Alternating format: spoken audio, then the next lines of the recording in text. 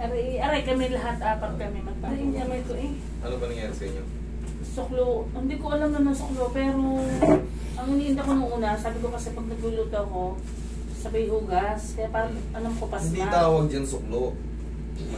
Para maliwanagan kayo sa about sa mga nararamdaman nyo pag ano. Kunyari, hindi nagbabasketball ba kayo? Hindi. Hindi. Nagbabalibol? O hindi. Hindi yan suklo. Kasi doon mo matatawag pag nakurbo ko yung suklo. Yung tinatamaan ng bola or naigagano sa ano. Minsan sa mga gawaing bahay yan. Minsan nga sa doorknob ang tawag dyan is dicker vein. Kung hindi man dicker vein, saan ba masakit? Ito eh. Ito. Diyan. Pag dito ang masakit, dito, hindi dicker vein. Pag dito, dicker vein. Pero pag dyan, ibig sabihin yan tendonitis, overuse. Ayun. Gaya nga na sinasabi mo, trabaho ka ng trabaho, tapos nababasa. Ganun lang ng ganun. Tapos, mamukat-mukat mo, pagising mo sa umaga, naglalak na. Yan, oo. Pag pinaganyan ko, sobrang sakit. Tapos dumating sa point na hindi ko na siya may ganyan. Ayun, ano yan, tawag dyan. Una, siguro mga 3 weeks na to. O yan, bago-bago pa, tendinitis ang tawag dyan. Pag tumagal kasi yan, yung naglalak na talaga, tapos, ang sakit. Yun yung tinatawag na carpal tunnel syndrome. Doon yung carpal tunnel. Yan, pero yan, bago-bago pa, 3 weeks pa lang. Diyan ka pa lang, tendonitis, hand tendonitis. Kahit pa paano, ang gagawin nyo dyan, pag napapagod yung mga kamay nyo, syempre, gawaing bahay, tapos hugas, laba, minsan kung ano-ano pang ginagawa, tik-tik. Ano lang ako, sa luto lang at saka hugas. Ng ganyan o, ganyan yung kamay nyo, yung mga daliri nyo, i-rub-rub nyo, tapos kahit pa paano, inat-inatin nyo, yung kaya nyo lang, basta inat-inatin nyo, ganun, exercise nyo lang. Kasi sobrang pagod na yan. Ang ibig sabihin ng tendinitis, overuse. Teka muna. Namamaga siya. Tingnan mo yung kabila. Namamaga siya ngayon. No? Namamaga siya ngayon. Tingnan mo yung dito. Pulubo. Dito, nakalobo. Namamaga. Tsaka iba yung kulay. Violet. Hindi naman ito masakit eh. Masakit kuya. Ay, huwag na. Hindi. Ganun talaga. Pag hindi natin yan binago, yung position yan dito, kakaano yan eh, kakakalikot. Kumbaga, kakatrabaho. Wala akong magawa sa bahay ngayon eh. Wala talaga yung magagawa kasi itong kamay, maliit na problema yan lang. Pero syempre yan ang pang-ano natin eh. Hindi naman pwedeng paangan natin. Mabilis lang naman yan. Isin mo. Hindi. Wala kayong dapat ikatakot. Hindi lang masakit yan. Huwag nyo lang lalabanan. Ay, gano'n. Oo. Pumunod lang. Yun lang. Ano natin? Ito lang yung masakit. Ano? Ito lang. Ano ka? Yun lang. Kailangan kasing pindutin yung dito yan. Kumbaga yan yung pantanggal ng mga spasm. Oh, tanggalin ko yun. Yan, pipindutin lang yan dito. Okay, tapos round. Aray! Masakit! Sige, okay lang. Ganun talaga eh, pag hindi natin binago yung ito, ito yung ano. Pabili ka na niya. So baka kamay ko, ito siya lang lamig na agad. Hindi naman, maga kasi siya. Baga kasi. Pero pag hindi nyo ito pinakialaman, kumaga, dadaanin lang sa haplos, walang patunog o walang adjustment. Kahit anong gawin nyo rito ng haplos, wala. Kaganyan-ganyan eh, wala. Sayang na yung punta nyo sa mga... Ito, masakit ito. Ayan. Ipit na yan eh. Kaya... Pero nakasingaw na. Hindi nga lang yan agad-agad mawawala pag in-adjust. Kasi, syempre yung kinrate niyang trauma, ipit niya 3 linggo na, di ba? Pero ganun talaga eh. Anong gagawin natin? Huwag natin i-adjust. Wala, tapos naman na. Okay na ba? Hindi pa, konti na lang. May inaantay pa ako.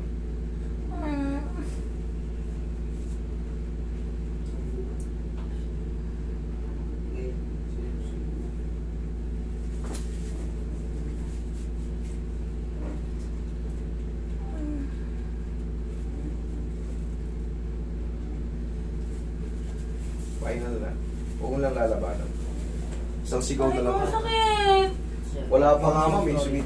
Masakit na. Hindi. Iyan na lang. Wala pa nga eh. Sige, ganun din yan. Masakit o masakit. Huwag yung laban, huwag yung tigasan kasi sayang lang. O, hindi masakit pag hindi nilabanan. Okay? Okay na, tapos na. Relax lang.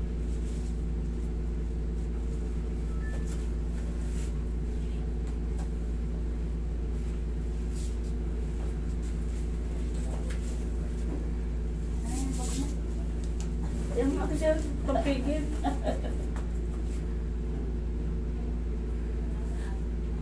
Wala, masas na nun to. Ngayon, ipapahinga mo nun to ng mga 5 araw para makarecover. Magang-maganing ano yan dito. Eh, may ugat na yung ganito. Kaya nga. Ayan. Kakadiin yan, kakadiin. Siguro, sa halo nung sa halo ng mga ulam. O ano.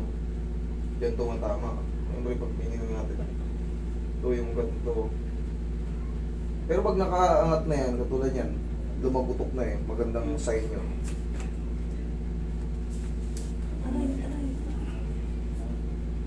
Kahit pa paano kasi kuskusin nyo yung kamay nyo. After nyo mga trabaho, kunyari, nagpapahinga na kayo sa gabi. Ganyan-ganyan nyo, mga palad nyo, para kayong gaabang ng pera. O kung kayo naman, sarili nyo, ganyanin nyo lang kasi ikaw, sarili mo, ganun yun. Para hindi Alam ka ko masaktan. talaga kuya to, hindi ko siya may ganun. Yes po, magang-maga eh. Ano, paano gagawin natin? Kailangan po muna adjustment, tapos antayin natin mag-subside yung ano. Hindi po yung parang lobo. Tanggal pati pamamaga. Eh naman, tingnan mo yung dito. I mean, di even babalik ako dito? Hindi na. Hintay na lang ngayon. Ihihilom lang yan, mag-ihilom na yan. Ngayon din. 5 days nga daw eh. Ay, galing na kayo sa akin, di ba? Ah. May magic ba nito? Wala.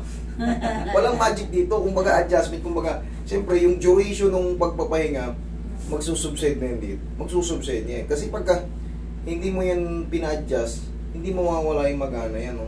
Kita mo, banat yung ano mo. Kaya kahit anong haplos sa'yo, nasasaktan kayo. Siyempre, namamaga eh. Pero paano mo wala yung maga? I-adjust yung problem. Kumbaga, i-address yung problem eh nandito. Gaya nung pag nakatunog kasi yun, yun na naman na magre-release ng ano eh. Pero kung mali yun, kung mali yung pagpapatunog na yan, or dinislocate ko pa kayo, lalong sasakit yan, mamamaga na ngayon yan. Kumbaga magbaba. Mga in a few minutes, wala na, mag-ano lalo yan. Kumbaga, madadagdagan yung mamamaga yan. Lalong pati yan, mangingitim. Kasi na-dislocate eh. Pero kung tama yung adjustment na yun, hihina yung sakit. Pag humina na yung sakit, siyempre abangan nyo muna makapag-hilom yung mga na-stress na mga ligaments, mga tendons, mga blood vessel dyan. Yun naman ang ano dito. Oh. Kita mo, mas nagagalaw na natin. Kaysa naman kanina, konting ganyan lang, masakit na. Habang tumatagal pa, ano na yan, kumbaga, Wala. siyempre, kailangan lang talaga mag-rest. Hindi yan parang yung pamamaga na lubong-lubog. Putukin ko na yung tusukin ko ng karayom, sabog kagad. Tanggal kagad yung mamamaga. Hindi ganun. Siyempre, kailangan mo rin makapagpahinga. Okay? Ipahinga mo lang to ng 5 days. Balik na to sa dating ano yan. Tapos kahit pa paano yun nga, oh. Ayan, oh. Sige, sarili ninyo. Kaya parang ganyan, oh. Yan. Nagagayon na siya. Oh, nagagayan mo na. Eh, siyempre, iba-iba yung pain toleration ng tao. Kaya naiintindihan ko. Kaya kahit nasasaktan kayo, tinutuloy ko pa rin. Kasi alam ko naman yung kalalabasan eh. Kahit nasasaktan kayo, inaano-ano ko man kayo, pero pinahata ko pa rin. Kasi, yun yung method ko eh. Pag hindi ko pinakailaman yan, hindi magbabago yan. Hindi kayo gagaling. Okay? Yun lang, ganunin mo lang. Okay naman eh, medyo mahina yung pain toleration mo, pero okay lang, ganun talaga. Iba-iba ang ano ng tao. Tama mo yung ginagawa niya o yung kabila? Tama yan, pwede yan. Okay. Yan. Diba, ito yung namamaga. Kuskusin mo. Hindi naman masakit yan, oh. Masakit ba? Pero ano. Nakaraan di Ito lang ito kahapon. masakit. Ito to. Unti-unti na. Hindi na yan. Pero kanina, hindi ko talaga ito maano. Hindi ma... Wala akong mahawakan. Ngayon o. Tsaka, pwede mo nang malakas na. Oh, Kumbaga, kanina pag ginanon, sakit agad. pag di ba, dininan ko to, sumigaw kayo. Tingnan mo ngayon, o. Wala na. Kumbaga, bearable na siya. Kung gusto mo, ibalik natin ulit. Hindi mo ulit. Okay? Papalikot ko. Ayan, Tayo. nakuntukan eh. Kailangan yan, may mga lagutok. Yung iba, tinatawanan lang yung lagutok-lagutok. Kala nyo lang yun. Ayaw ko yan. Ikaw ang nalagotok sa akin eh. Hindi, sanay na ako sa ganyang kabigat. Ano gawin ko, pahiga o pahiga? Tagilid muna, tagilid. Ano yung ginakita ko yung ginagawa ko yung pinapa-ex Ganun mo? talaga ang ganun ang gagawin natin dyan. Ganitong method dito. Meron ako sinusundang kaya yung iba nagtatanong, bakit parang paulit-ulit? Meron tayong sinusundang method. Nagbabago lang yan. Katulad yan, may tinkerbell siya. Natak ni kuya eh. Nagbabago lang yan pag may mga dislocate kayo, may mga doon lang. Pero kung yung mga sa likod, the same Text lang. mo na ba ganun? Relax lang. Sige, hawakan nyo, ma'am. Yan, hawakan nyo yung kamay nyo. Yan, relax lang. Oo. Cheryl, ikaw. Saka na. Kasi mas 3M na ito. Galing. Pag ganito. Relax lang. Diba? Parang bunyag-bug eh. Ganun talaga. Pero hindi naman masakit yan eh. Dapat. Sarap nga ang ano yun.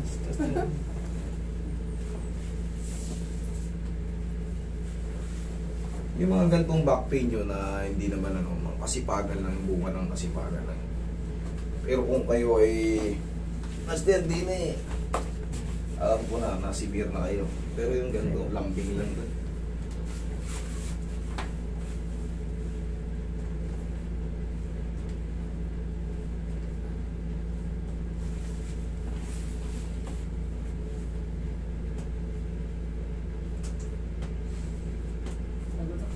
Okay. Ano talaga?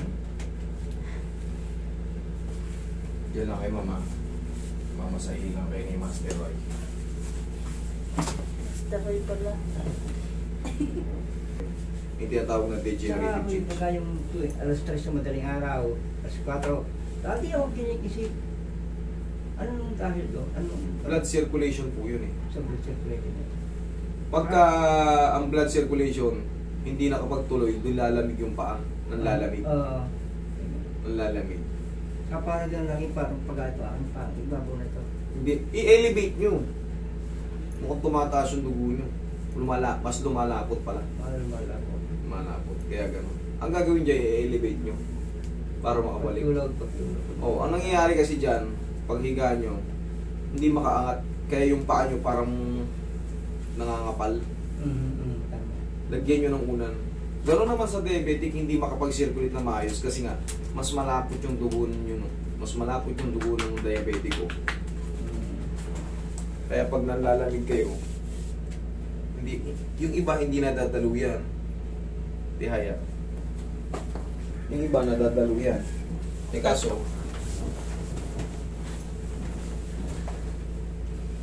Taas yung malaki. ang gagawin nyo tayo, magbibilid kayo sa umaga. Sa umaga, mainit. Umaga yung, hindi yung masakit sa balat. Yung babang nasikat ng araw. Oh, yan. Medyo maramdamang mainit na. Yan, lakad-lakad lang kayo konti kahit sa tapat na ng bahay nyo. Pero lang. Ibilad nyo yung katawan nyo para yung vitamin D na binigay ni Lord, masagap natin. Tapos medyo papawisan kayo ng konti. Yun ang maganda. Okay. Exhale. May aso ba kayo sa bahay? O yun. Yun ang isama nyo, igala nyo. Pagka sabay-sabay kayo sa paggala ng aso, para konti, pawisan kayo konti. Kasi wala, umiidad tayo talaga. Sige, upo kayo. Upo.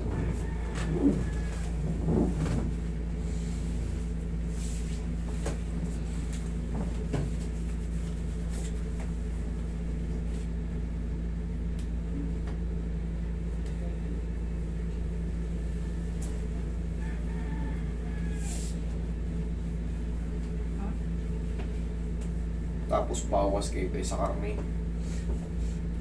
Gulay-gulay tayo. Para mabilis kayo mag-recover. Mga prito-prito. Yan ang malakas makapag-clogging. Pag nabugbog kayo ng kolesterol. Kasi magkakapatid na yan. Magkakapatid na yan. Hypertension, diabetic, liver problem, fatty liver. Direct. Magkakapatid yan. Pag nagkaroon kayo ng blood problem, yung mga complication. Pero sagot dyan, papawis lang. Hindi nyo kailangan magtatakbo. Ganyan-ganyan lang kayo sa umaga. Yung mga simpleng kilos lang, balik laruan, ganto-ganto lang. Mahalaga na iinat yung mga natin. Balikan natin. Oh, masakit ba? Hindi naman. Malakas na yan. Mas ano na siya, mas kayang-kaya na. Ganyan lang. Kailangan lang yan mainitan eh.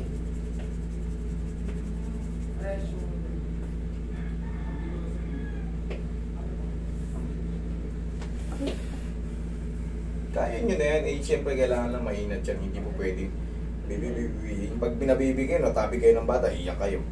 Kailangan, sarili nyo, yung kaya nyong ano, yung kaya nyong pain. O sige, hanggang sa ano. Sige, kaya mo. Yan, para nahuhulat na siya. Kasi pag yan, sakit. Iwas kayo ng iwas. Natabi kayo ngayon, hindi sinasabi. Hindi ko siya maganon na. Mm-mm. Dati yun. Okay?